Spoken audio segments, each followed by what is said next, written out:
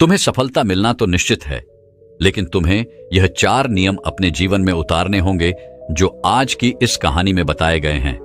इन नियमों का अगर तुम अपने जीवन में पालन करते हो तो तुम भविष्य में सबसे धनवान व्यक्ति बनोगे। तो वही 4 नियम कौन से है, वह आज की कहानी के माध्यम से हम जानेंगे। तो चलिए दर्शकों, कहानी की शुरुआत करते हैं।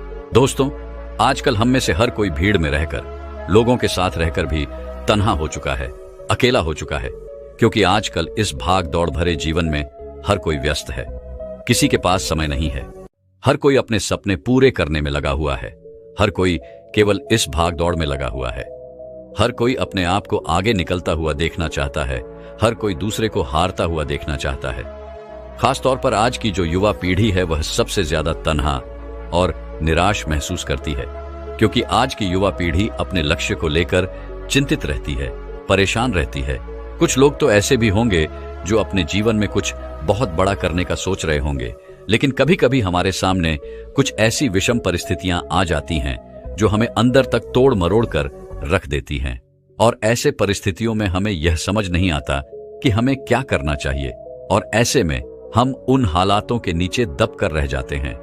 ऐसे समय में हर कोई पूरी तरह से टूट जाता है, बिखर जाता है, और ना तो तब हमें कोई रास्ता नजर आता है और ना ही कोई समाधान जिससे हम उस विषम परिस्थिति का सामना कर सकें। और ऐसे में हमारा साथ भी कोई नहीं देता। अगर आपके साथ भी कभी ऐसा हुआ है, और यदि आप भी अपने जीवन में किसी लक्ष्य का पीछा कर रहे हैं, यदि आप भी अपने जीवन में कुछ बड़ा करना चाहते हैं, तो आज की जो बौद्ध कहानी मैं आपको सुनाने जा रहा हूं, इस कहानी के माध्यम से आप ऐसी 4 बातें सीखेंगे जिसे यदि आप उसे अपने जीवन में उतारते हैं तो आप अवश्य ही अपने जीवन में सफलता की उन ऊंचाइयों को छू पाएंगे। फिर चाहे आपका लक्ष्य छोटा हो या बड़ा, आप कोई व्यवसाय करना चाहते हो, आप कोई अधिकारी बनना चाहते हो, या फिर आप किसी क्षेत्र में माहिर होना चाहते हो, आपको सफलता अवश्य मिलेगी। इसके लिए आप इस कहानी को ध्यानपूर्वक सुनिएगा। यह कहानी बहुत पहले की है, जब लोग पढ़ाई करने आश्रम जाया करते थे। यह बात उसी समय की है जब 2 मित्र थे। एक मित्र बहुत अमीर था और एक मित्र बहुत गरीब था, और दोनों में बहुत ही घनिष्ठ मित्रता थी। दोनों बचपन से साथ पढ़े लिखे थे, और बड़े होकर भी वे दोनों एक दूसरे को भूल नहीं पाए थे। दोनों एक ही नगरी में रहते थे, और दोनों एक दूसरे के साथ हमेशा मिलते जुलते रहते थे। यहां तक कि दोनों की शादियां भी हो चुकी थीं, और दोनों को केवल एक ही पुत्र थे, जिसमें गरीब व्यक्ति के बेटे का नाम शामू था और अमीर व्यक्ति के बेटे का नाम सोहम था। और वह अमीर और गरीब व्यक्ति दोनों यही चाहते थे कि उनके बेटे भी एक साथ पढ़े, एक साथ बड़े हों। इसलिए उन दोनों ने अपने दोनों बेटों को एक ही आश्रम में पढ़ने भेज दिया, और दोनों ही पढ़ने में होनहार थे। दोनों खूब परिश्रम भी करते थे, लेकिन जहां शामू अपने गुरु के उपदेशों को सुनने के बाद, उनसे शिक्षा ग्रहण करने के बाद, उनकी बताई हुई हर एक बात को अकेले में जाकर स्मरण करता था, वहीं पर दूसरी तरफ अमीर व्यक्ति का बेटा सोहम अपने गुरु द्वारा दिए गए ज्ञान को सुनने के बाद जब वह आश्रम से निकलता तो अपने दोस्तों के साथ मौज मस्ती और गप्पें लड़ाने में लग जाता, जिस कारण वो पढ़ाई में बहुत कमजोर होता जा रहा था।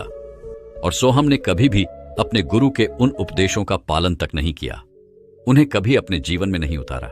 ऐसे ही देखते देखते काफी समय बीत गया, और अब शामू, जो कि गरीब व्यक्ति का बेटा था, वो अब और भी ज्यादा होनहार हो चुका था। वो आश्रम के सबसे होनहार शिष्यों में गिना जाने लगा, और उसकी लोग खूब प्रशंसा भी करते थे। इसी प्रकार समय बीतता गया, और समय के साथ साथ दोनों में बहुत फर्क भी आ चुका था। दोनों की शिक्षाएं पूरी हो चुकी थी, और शिक्षा पूरी होने के बाद वे दोनों अपने अपने घर को लौट गए। घर लौटने के बाद गरीब व्यक्ति का बेटा शाम अपने पिता से कहता है, पिताजी, अब मैं व्यवसाय करना चाहता हूं, मुझे थोड़ा धन चाहिए। इस पर शाम का पिता कहते हैं, बेटा, मैं तो बहुत गरीब हूं, मेरे पास इतना धन नहीं कि तुम्हें व्यापार करने के लिए धन दे सकूं। तभी शाम कहता है, पिताजी, आप अपने मित्र धनी सेठ से क्यों नहीं कहते, वह मुझे थोड़ा सा धन कर्ज में दे दे और मैं उनका कर्ज जल्दी लौटा दूंगा। शाम के पिता अपने बेटे शाम की बात मान जाते हैं, और वह अपने उस धनी सेठ के पास पहुंचते हैं। वह उससे थोड़ा सा कर्ज लेते हैं और अपने बेटे शाम को दे देते हैं, जिससे शाम अपना नया व्यवसाय शुरू कर पाता है। उधर दूसरी तरफ उस धनी सेठ का बेटा अर्थात सोहम भी एक नया व्यवसाय शुरू करता है, लेकिन सोहम को व्यापार करने की इतनी समझ नहीं थी। वह यह समझ नहीं पा रहा था कि वह अपने व्यापार को कैसे आगे ले जाए। वह न तो लोगों से मिल पाता था और न ही अपने काम पर ध्यान दे पाता था। वह तो केवल अपने दोस्तों से गप्पें लड़ाने और उनके साथ मौज मस्ती करने में अपना ज्यादा समय बिता देता था, जिस कारण उसे अपने व्यापार में बहुत बड़ा घाटा हुआ। फिर उसने वह व्यापार छोड़कर एक नया व्यापार शुरू किया, लेकिन हमेशा की तरह इस बार भी उसका व्यापार नहीं चला और उसे इस बार भी व्यापार में अत्यधिक घाटा सहना पड़ा। फिर उसके एक मित्र ने उसे सलाह दी कि मित्र, तुम कोई नया व्यापार क्यों नहीं करते? तुम चाहो तो सब्जियों का व्यापार कर सकते हो। सोहम ने अपने मित्र की बात मान ली और सब्जियों का व्यापार शुरू किया, लेकिन वह इस व्यवसाय को भी ठीक ढंग से नहीं कर पा रहा था, जिस कारण से उसे इस व्यवसाय में भी नुकसान सहना पड़ा। उधर दूसरी तरफ श्याम ने जो छोटा सा व्यापार शुरू किया था, उसने अब अपने व्यापार को तरक्की पर पहुंचा दिया था। उसका व्यापार उन्नति पर था। उसने किसानों के लिए एक ऐसी नई योजना बनाई थी जिस कारण किसानों की पैदावार 2 गुना से 4 गुना हो चुकी थी और उसने अब अनाज के बड़े बड़े गोदाम खोल दिए थे। अब बड़े से बड़े व्यापारी उसी के पास से अनाज ले जाया करते थे, जिससे श्याम को आमदनी में बहुत मुनाफा हो रहा था और साथ ही साथ श्याम उन्हें अपनी आमदनी को विभिन्न प्रकार के व्यवसायों में भी लगा दिया था, जिससे देखते ही देखते श्याम उस नगर का सबसे बड़ा व्यापारी बन चुका था। वह सबसे धनवान व्यक्ति बन चुका था। जहां एक तरफ एक गरीब व्यक्ति अमीर बन चुका था, वहीं पर दूसरी तरफ एक अमीर व्यक्ति का बेटा अर्थात सोहम, उसने अपने पिता की सारी संपत्ति धीरे धीरे करके लुटा दी थी। उनका सारा धन बर्बाद कर दिया था और वह अब धनवान से गरीब हो चुका था। और जब सोहम को यह बात पता चली कि श्याम अत्यधिक धनवान हो चुका है, वह इस नगर का सर्वश्रेष्ठ धनवान व्यक्ति है, तो उसके मन में ईर्ष्या उत्पन्न होने लगी। वह यह सोचने लगा कि आखिर यह कैसे संभव है, आखिर वह इतना धनवान कैसे बन गया। हमने साथ में ही शिक्षा ग्रहण की थी और मैं तो पहले से ही धनवान था, फिर उसमें मुझसे ज्यादा समझ कैसे है? आखिर उसने ऐसा क्या किया है जो वह इतना धनवान व्यक्ति बन गया और मैं जो इतना धनवान था आज बहुत गरीब हो चुका हूं। यह बात सोहम के मन में चल ही रही थी कि तभी उसे ध्यान आया कि हो सकता है कि गुरुवर ने ही श्याम को कुछ ऐसी बातें सिखाई हो जिससे वह अपने व्यापार में उन्नति करता जा रहा है और मैं अपने व्यापार में घाटा सहता जा रहा हूं। इसके बाद उसने तय किया कि वह जाकर अपने उन गुरुवर से ही मिलेगा और उनसे ही इस बारे में पूछेगा। अगले दिन सुबह सुबह सोहम अपने गुरुवर के पास पहुंच जाता है। आश्रम पहुंचकर वह अपने गुरुवर को प्रणाम करता है और उनसे कहता है गुरु, आप तो धोखेबाज हो। आपने श्याम को कोई ऐसा ज्ञान, कोई ऐसी विद्या सिखाई है जो आपने मुझे नहीं सिखाई। यह सुनकर वह गुरु बड़े आश्चर्यचकित हुए और वह बड़ी शांति से सोहम से पूछते हैं, क्या बात है सोहम, आखिर क्या हुआ है? तुम ऐसा क्यों कह रहे हो? मैं तो अपने सभी शिष्यों को एक ही शिक्षा प्रदान करता हूं। मैं सभी को समान समझता हूं और सभी को समान शिक्षा भी प्रदान करता हूं। इस पर सोहन कहता है, अगर यह बात सच है गुरुदेव, तो श्याम जो पहले इतना गरीब था वो लगातार उन्नति कैसे कर रहा है, और मैं जो पहले इतना अमीर था, मैं दिन ब दिन इतना गरीब कैसे होता जा रहा हूं? आखिर वह अपने जीवन में इतना सफल कैसे हो सका? आखिर मैंने और उसने आपसे ही तो शिक्षा ग्रहण की है। हमने सारा वक्त यहीं पर बिताया है, फिर वह अपने जीवन में इतना सफल कैसे हैं? मैंने बहुत मेहनत की है, बहुत कोशिशें की हैं, लेकिन उसके बावजूद भी मुझे व्यवसाय में कभी कोई फायदा नहीं हुआ, बल्कि मेरा हर एक व्यवसाय नुकसान में ही चलता चला गया। मुझे हर जगह घाटे ही सहने पड़े। आप झूठ कहते हैं, आपने उसे अवश्य कुछ ना कुछ ऐसा ज्ञान दिया है जिस कारण वह सफलता की उन ऊंचाइयों को छूता चला जा रहा है, क्योंकि वह आपका प्रिय शिष्य था, जिस कारण आप मुझसे कुछ छुपा रहे हैं। वो श्याम को देखिए, उसके पास तो कुछ भी नहीं था और आज वो इस नगर का सर्वश्रेष्ठ धनवान व्यक्ति बन चुका है। तो बताइए मुझे, आपने श्याम को ऐसा क्या ज्ञान दिया है जिसका इस्तेमाल करके वह इतना धनवान बन चुका है? सोहम की यह सारी बातें उन गुरुवर ने बड़ी शांतिपूर्वक सुनी। इसके बाद वह मुस्कुराने लगे और सोहम से कहते हैं, सिर्फ मेहनत करने से यदि सफलता मिल जाती तो मजदूर जो सबसे ज्यादा मेहनत करते हैं आज वही सबसे धनवान व्यक्ति होते हैं। और रही बात असफलता की, तो इसका कारण केवल और केवल तुम ही हो, क्योंकि तुमने सही दिशा में और ठीक से मेहनत नहीं की है और ना ही तुमने अपने व्यवसाय पर कभी ध्यान दिया। मैं मानता हूं कि तुमने मेहनत की है, लेकिन तुम्हारी मेहनत सही ढंग से नहीं थी। यदि तुम भी श्याम की तरह ठीक ढंग से मेहनत कर रहे होते तो एक ना एक दिन तुम्हें भी सफलता अवश्य मिलती। और इसका सबसे बड़ा कारण यह है कि जब भी तुमने कोई व्यवसाय शुरू किया तो तुमने बिना सोचे समझे उस पर मेहनत करनी शुरू कर दी, बिना यह जाने कि क्या जो तुम काम कर रहे हो उसमें तुम्हारी रुचि है या नहीं, क्या तुम उस कार्य को उस उन्नति तक ले जा सकते हो या नहीं। जब भी तुम किसी कार्य को करते हो तो तुम्हें इन 4 चरणों से होकर गुजरना होता है, और यदि तुम इन 4 चरणों को ध्यान में रखोगे तो तुम भी अवश्य सफल हो जाओगे। इस पर सोहम कहता है गुरुदेव, बताइए मुझे वो कौन से 4 चरण हैं? मैं उन्हें अपने जीवन में अवश्य उतारूंगा। मैं भी सफल होना चाहता हूं, मैं भी कामयाबी की उन ऊंचाइयों को छूना चाहता हूं। तभी वह गुरुवर कहते हैं, यदि तुमने इन 4 बातों को अपने जीवन में उतार लिया तो अवश्य ही सफलता तुम्हारे कदम चूमेगी। आगे वे गुरुवर सोहम को पहली बात बताते हुए कहते हैं कि जो भी कार्य तुम शुरू करने जा रहे हो उस कार्य के बारे में अच्छी तरह से सोच और समझ लो, अर्थात बिना सोचे समझे किसी भी क्षेत्र में यूं ही ना कूद पड़ो। और सबसे जरूरी बात कि जो भी कार्य तुम करने जा रहे हो उस कार्य में तुम्हारी रुचि होनी चाहिए, फिर चाहे वह कार्य कितना भी बड़ा क्यों ना हो। यदि तुम उस कार्य में रुचि रखते हो तो तुम अवश्य ही सफलता की उन ऊंचाइयों को छू सकोगे। कोई भी कार्य असंभव नहीं होता, बस तुम्हें उस कार्य को करने आना चाहिए, अर्थात कि तुम्हें उस कार्य के बारे में पूरी समझ होनी चाहिए। और यदि तुम उस कार्य के बारे में ज्यादा नहीं जानते, उस कार्य के बारे में तुम्हें उतनी समझ नहीं है, तो तुम सीख सकते हो, उस कार्य को समझ सकते हो। इसमें थोड़ा समय जरूर लगता है, लेकिन इससे तुम एक सही निर्णय ले सकते हो। इससे तुम्हें यह भी समझ में आ जाएगा कि उस कार्य को करने के लिए तुम्हें कितना समय लगेगा, उस कार्य को उन्नति तक पहुंचाने में तुम्हें क्या क्या करना पड़ेगा। यदि तुम्हें इन सब चीजों की समझ आ गई तो तुम किसी भी व्यवसाय को सफल बना सकते हो। अन्यथा दुनिया में असंभव को मजाक बनते समय नहीं लगता।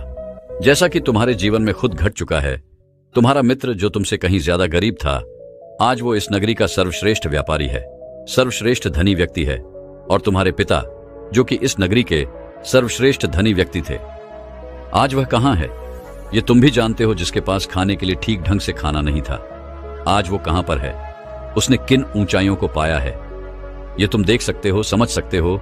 इसलिए जिस भी कार्य को तुम करना चाहते हो, जिस भी व्यवसाय में तुम आगे बढ़ना चाहते हो, उस व्यवसाय के बारे में पहले अच्छे से जानकारी इकट्ठा करो। ऐसे लोगों से मिलो जो तुम्हें उस व्यवसाय के बारे में सही और सटीक जानकारी दे सके। उनसे मिलकर उस व्यवसाय के बारे में सही जानकारी एकत्रित करो, और जब वो जानकारियां तुम इकट्ठी कर लो तो उनका अध्ययन करके तुम्हें यह समझ में आ जाएगा कि क्या तुम उस व्यापार को उस उन्नति तक पहुंचा सकते हो या नहीं।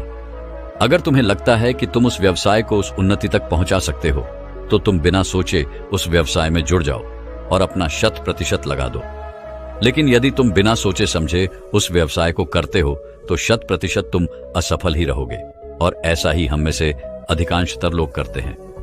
उन्हें पता ही नहीं होता कि उन्हें क्या करना है, कैसे करना है, और उस व्यवसाय के साथ उन्हें और क्या क्या करना होगा। बस किसी ने उनसे कह दिया कि यह व्यवसाय अच्छा है, वो उस व्यवसाय में कूद पड़ते हैं। लेकिन जब वो उस व्यवसाय को करने लगते हैं तब उन्हें अपनी गलती का एहसास होता है और आखिरकार वह असफल हो जाते हैं। इसलिए सबसे पहले लोगों से सीखो कि वह क्या कर रहे हैं, कैसे कर रहे हैं। उनसे जानकारी इकट्ठा करो, फिर उस कार्य को करो। हो सकता है शुरू में तुम्हें इसमें थोड़ी सी तकलीफ आए, हो सकता है कि तुम्हें यह काम असंभव भी लगे, लेकिन जब तुम उस कार्य को बार बार करने लगोगे तो धीरे धीरे तुम्हारे अंदर आत्मविश्वास जागने लगेगा और वह कार्य भी तुम्हें आसान लगने लगेगा। क्योंकि हर एक व्यक्ति पैदा होते ही सारी चीजें नहीं सीख लेता, वह बड़े होकर हर एक चीजों को एक एक करके सीखता चला जाता है। जैसे जब तुमने पहली बार लिखना शुरू किया था तो क्या तुम्हें अच्छी तरह लिखना आता था?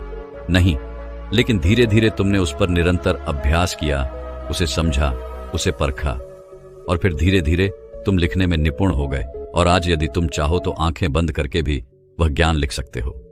इसी प्रकार यदि तुम किसी क्षेत्र में आगे बढ़ना चाहते हो तो तुमसे कई बार गलतियां भी होंगी, लेकिन इसका अर्थ यह नहीं कि तुम उस क्षेत्र को छोड़ दो, बल्कि उस पर निरंतर अभ्यास करते रहो। अपनी गलतियों के बारे में सीखो, समझो, उसे सुधारो, जिससे तुम्हारे लिए हर परिस्थितियां आसान होती चली जाएंगी, हर तकलीफें सुलझती चली जाएंगी और तुम अपने व्यवसाय को, अपने लक्ष्य को पाने की ओर और तेजी से आगे बढ़ते चले जाओगे। हर क्षेत्र में कोई ना कोई ऐसा गुरु है जिससे तुम सीख सकते हो, समझ सकते हो, तो उनसे सीखो और आगे बढ़ो।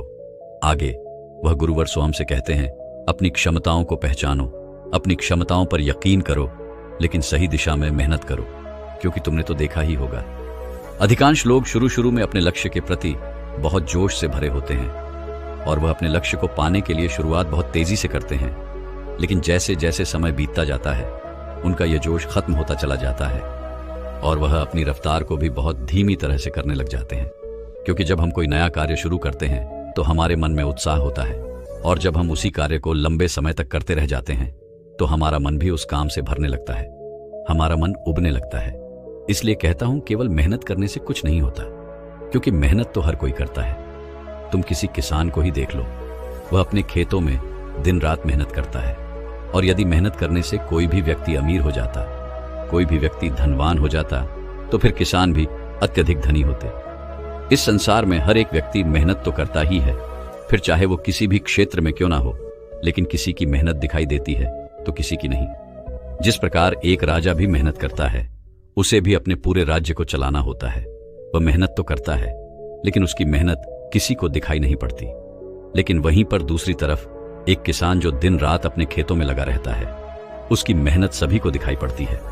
सभी वह देख पाते हैं कि यह किसान कितना मेहनत करता है, लेकिन राजा की मेहनत को कोई नहीं देख पाता, क्योंकि उसके पास सारी सुख सुविधाएं हैं। बड़ा महल है, रथ है, घोड़ा गाड़ी है, सवारी है, जिस कारण लोग उनकी मेहनत तो नहीं देख पाते, लेकिन उनकी सुख सुविधाओं को अवश्य देख पाते हैं। उनके वस्त्र, उनका घर, उनके हाथी घोड़े। तो यहां पर इतना तो तुम्हें समझ में आ चुका होगा कि मेहनत दोनों करते हैं। फर्क सिर्फ यहां पर यह है कि एक नियमानुसार मेहनत करता है और एक बिना नियम के आगे वह गुरुवर सोहम से कहते हैं। तुमने मेहनत तो बहुत की, लेकिन तुमने किसी भी नियम का पालन नहीं किया।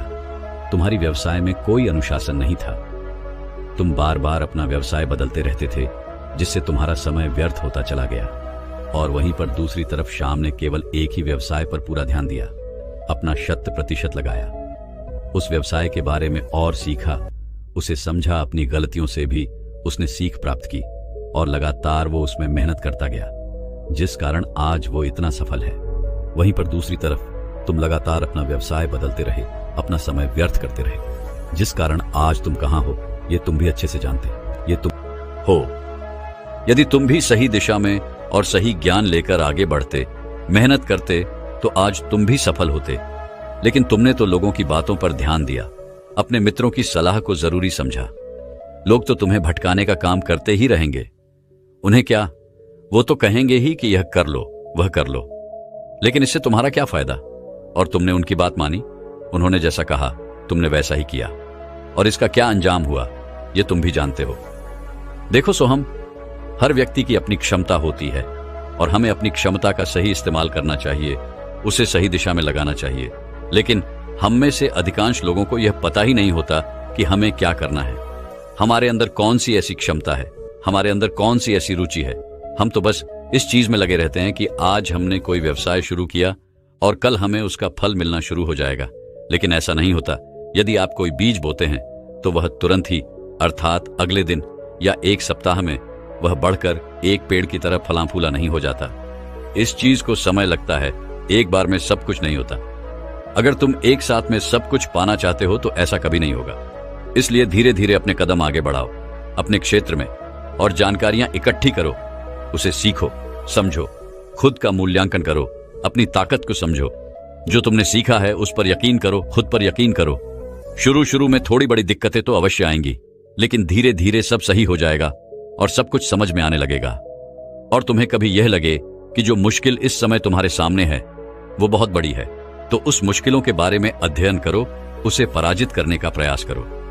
अपनी क्षमता को बढ़ाओ, अपनी क्षमता को मजबूत करो, उसके बारे में अच्छे से सीखो, क्योंकि तुम ऐसे अकेले नहीं हो जिसके साथ ऐसी तकलीफें हो रही हैं। ऐसा सभी के साथ होता है, लेकिन हम में से अधिकांश लोग इन तकलीफों के सामने घुटने टेक देते हैं, जबकि वहीं पर ऐसे कुछ लोग होते हैं जो इन परिस्थितियों को हराकर आगे की ओर बढ़ चलते हैं।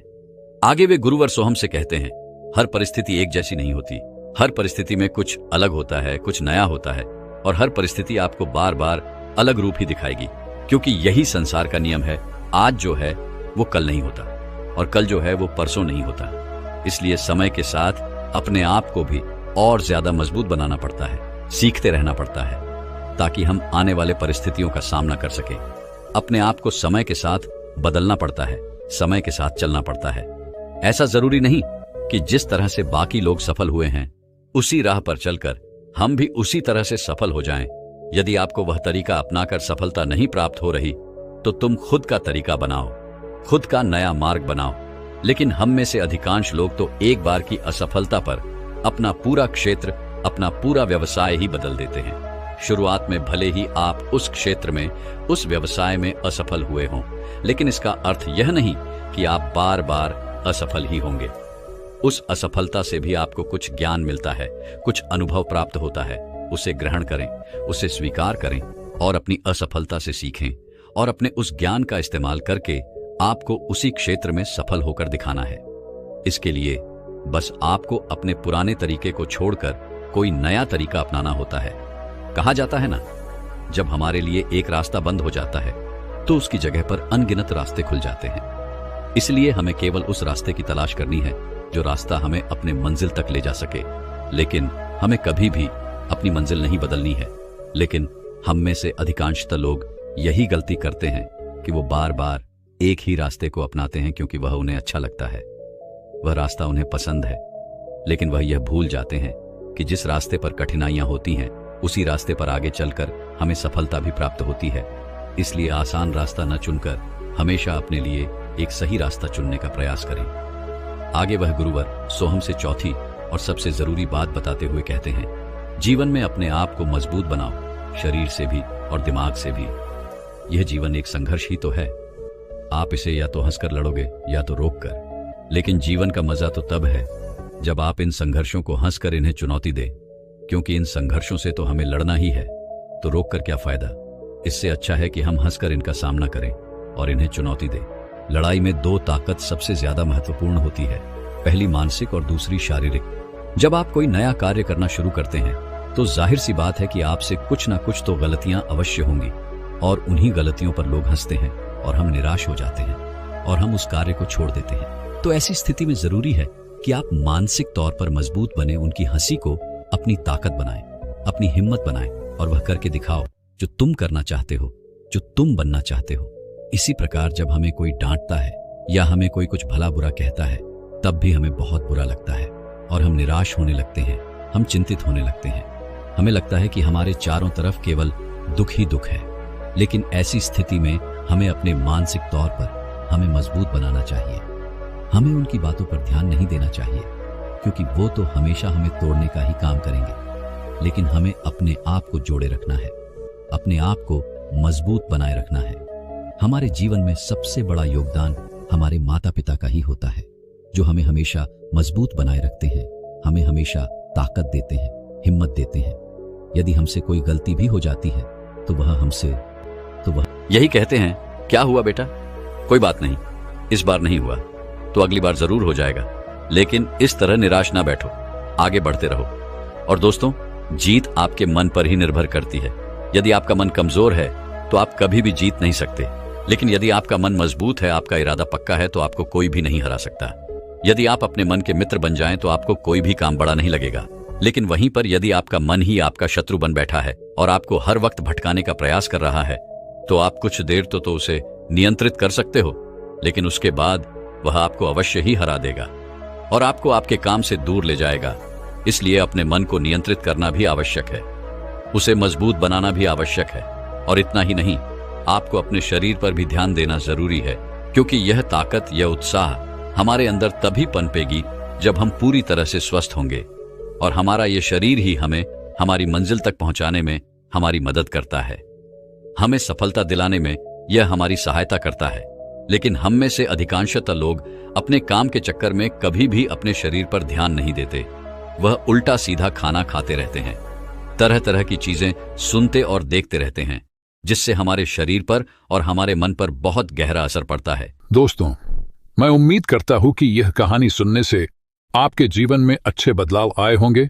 आपको इस वीडियो से क्या सीखने मिला, ये कमेंट करके जरूर बताइए और अपने परिवार, दोस्तों या आपके करीबी इंसान के साथ ये कहानी शेयर करके उन्हें भी इस ज्ञान से परिचित करवाएं। बाकी अगर आपको यह वीडियो दिल से अच्छी लगी हो तभी इस वीडियो को लाइक कर देना और आपने अब तक इस चैनल को सब्सक्राइब न किया हो तो चैनल को सब्सक्राइब भी जरूर कर देना। आपका हर दिन शुभ हो और खुशियों से आपका जीवन भरा रहे। धन्यवाद। नमो बुद्धाय।